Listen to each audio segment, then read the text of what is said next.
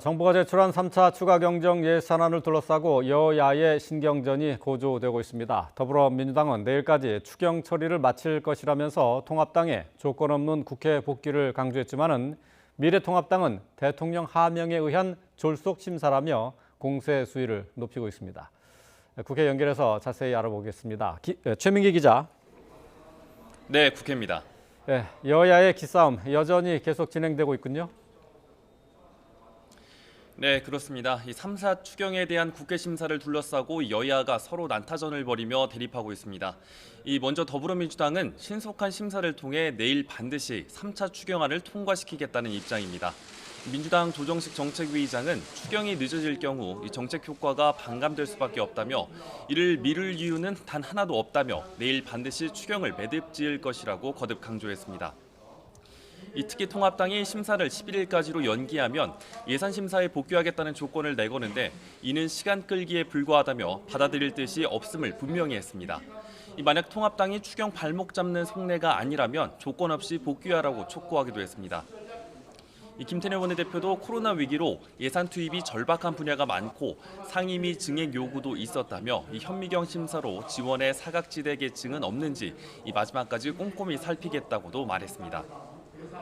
반면 미래통합당은 내일까지 추경을 처리하라는 대통령 하명에 민주당이 35조 원이라는 예산을 불과 며칠 사이 별다른 심의 없이 통과시키고 있다고 비판했습니다. 주호영 원내대표는 민주당이 하루에 10조 원 이상씩 청와대 앞잡이로서 예산을 그냥 통과시키고 있다고 비판했습니다. 오죽하면 정의당조차 무심사라며 뛰쳐나갔겠느냐고 지적했습니다.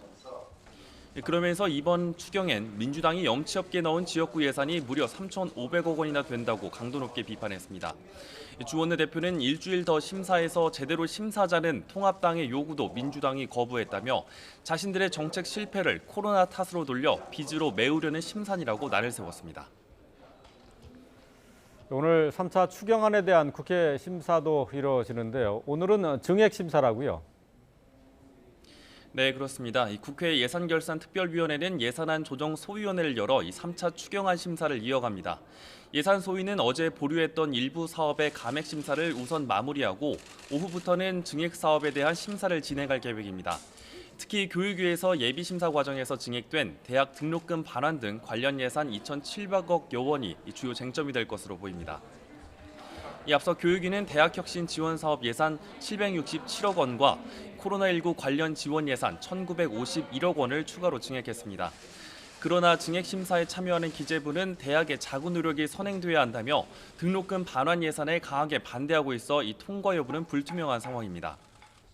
예결 소위 소속 민주당 의원은 YTN과의 통화에서 기재부를 설득하는 줄다리기 노력이 필요할 것이라면서 교육위가 증액해 넘긴 예산이 그대로 통과하는 건 사실상 어려울 것으로 내다봤습니다. 지금까지 국회에서 YTN 최민기입니다.